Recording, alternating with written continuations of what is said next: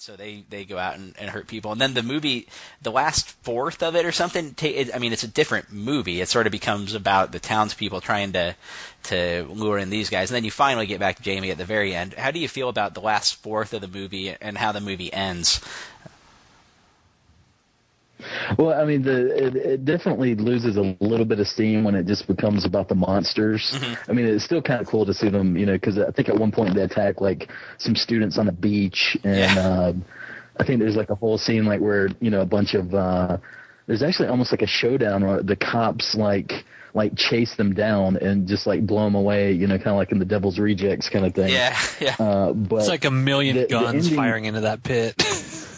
Yeah, but the ending of the movie is probably my favorite ending of any movie, and it's something I don't think you can talk about because that kind of... Yeah, we don't want to spoil it at all, because, there's a great beat at the end of the movie, I think. Oh, I love the it's my favorite thing. It's cinematic history. Yeah, it's pretty great. It's better than Citizen Kane's reveal. It is pretty funny. Now, so I think also I'll comment. I think the monsters looked. This movie's from '81, and they're just like little guys in suits. But I think the monsters looked kind of cool, actually, especially when you're looking down on them in the pit and I like their glowing eyes. Yeah, and they got the glowing eyes. It's not real elaborate, but I think they looked cool for what they were. I assume they were just small people in suits. They kind of look like the creatures from what was that movie? The Time Machine. They kind of have that kind of weird. They kind of have that kind of thing to them. Yeah, Morlocks. So, that's what I thought when I was watching as well. So I'm real positive on this movie. Steve, were you my wife watched this and she was like less impressed. I think I was so high on it that I was telling her all these crazy things like, oh wow, I watched this movie. It was incredible. You kind of hyped it up a little bit. Yeah, but I was watching this with this just stare of disbelief on my face. Am I actually seeing this shit? But no, overall I was pretty positive on it, but it was just it's a lot to process when you're watching this movie. Well, it's kind of a thrill. To finally, we watch a lot of movies, we watch a lot of Drek, sort of run out of steam from time to time doing the podcast and whatnot. It's a thrill to see a movie that surprises you and is kind of throws you for a loop, and especially when it's like this movie that's 30 years old that you sort of it's been sitting there. This movie's been sitting here my entire life, and I just now get a hold of it and see it. It's fun. It's fun. This is a great selection, Joe, because we would have never just watched this movie on our own. This would never been a film that even came across our radar, and now I feel better about my life having seen The Pit. It's a very cool movie. I enjoyed it all the way through. That kid was so creepy and just weird and awkward. I'm going to look this up. I want to know if that kid ever did anything else. Oh yeah, he's got a Wikipedia page. He's actually, I think that was his. He's a dancer. He started like a dance school. Yep. He teaches dance. So I don't know if he did any more acting, but he's like a one of those interpretive dance type dudes. Yeah, like as a child he was on which just makes it even better to me. Shows or something, but now he's like a dance instructor type dude. In the Wikipedia page here it says that Ian Stewart's original I found this kind of interesting. Ian Stewart's original screenplay was considerably different than the final film. In the screenplay, Jamie was 8 or 9 years old, and the travelogues were figments of his imagination. When Lou Lehman signed on to direct, he made Jamie older, the monsters real, and added more humor to the original script. Stewart has expressed dissatisfaction with the final result.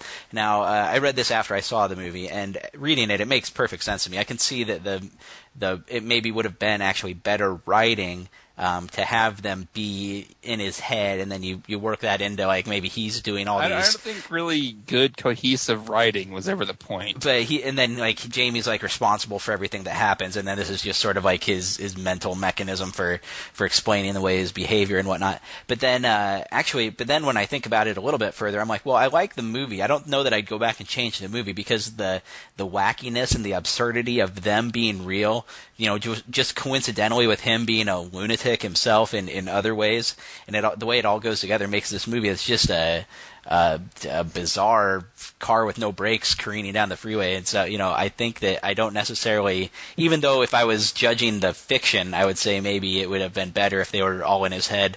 I don't mind that the movie made them real, I guess.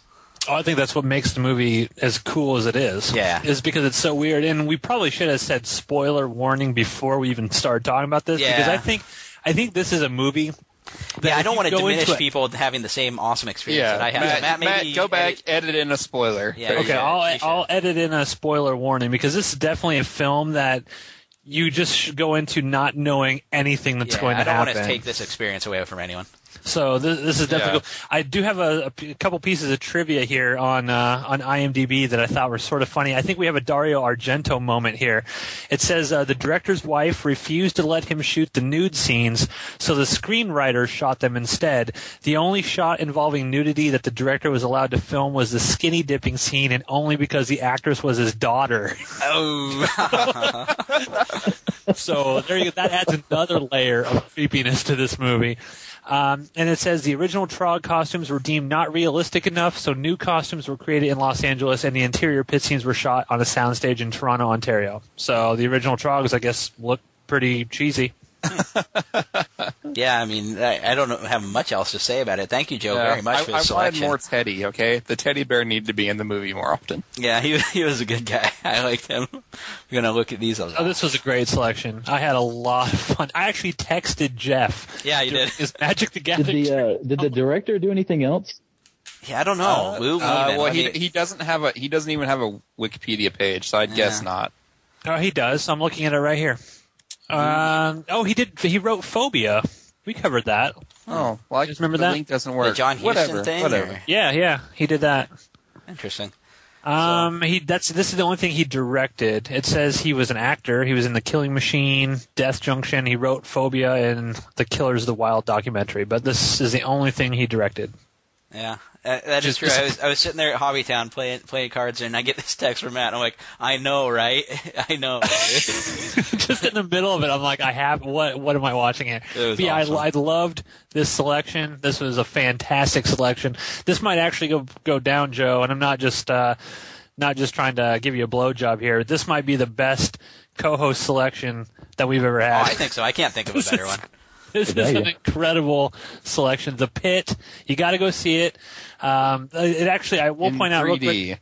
Yeah, in 3D. This was actually on a DVD with another film called Hellgate. It's like I don't know, it's like a drive-in double feature or something like that.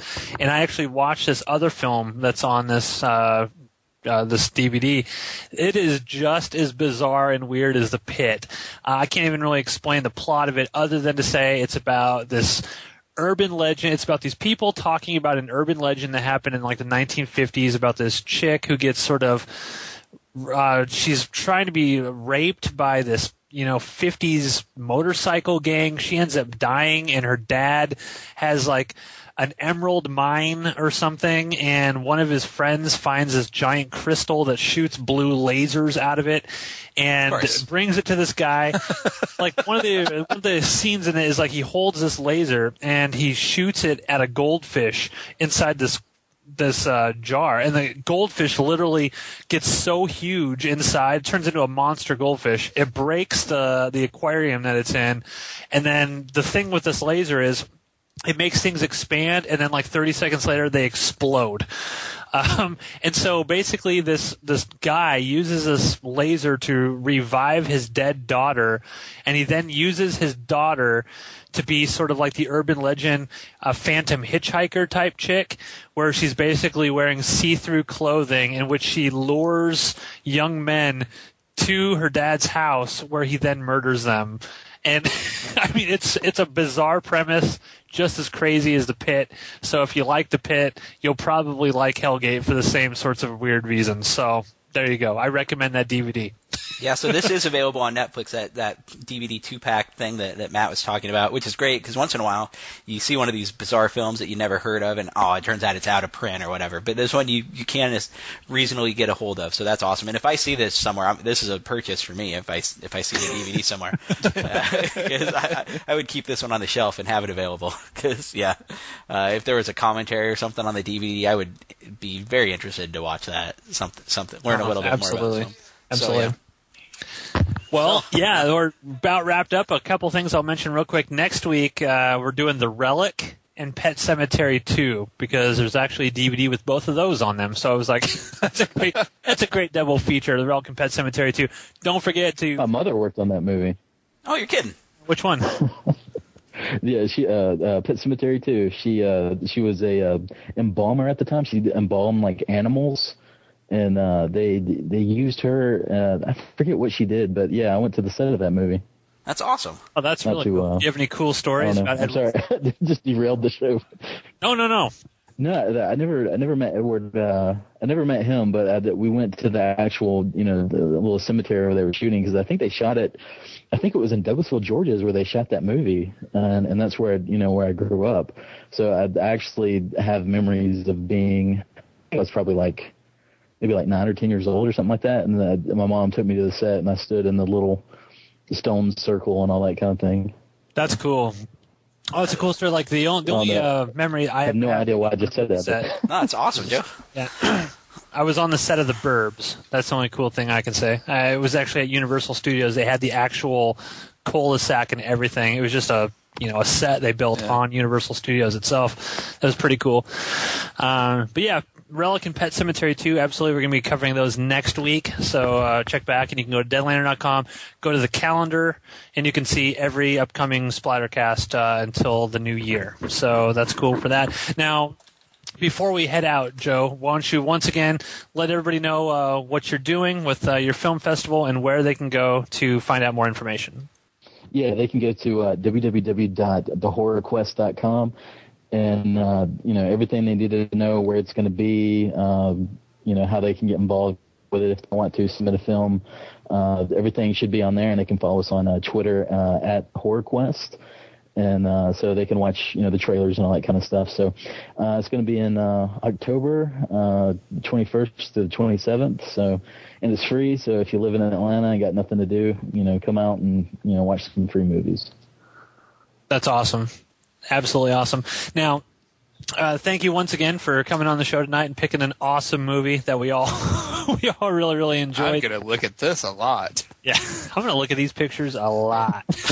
I'm going to listen to this podcast. Thanks for having me on the show, guys. Yeah, it was very fun. Now, we have no DJ. Normally, DJ takes us out. I think Joe's probably unfamiliar with that, so I'm going to say, Steve, you got to take us out this week. No, I'm not going to do it. All right, I never Jeff, do this. you got to take us out.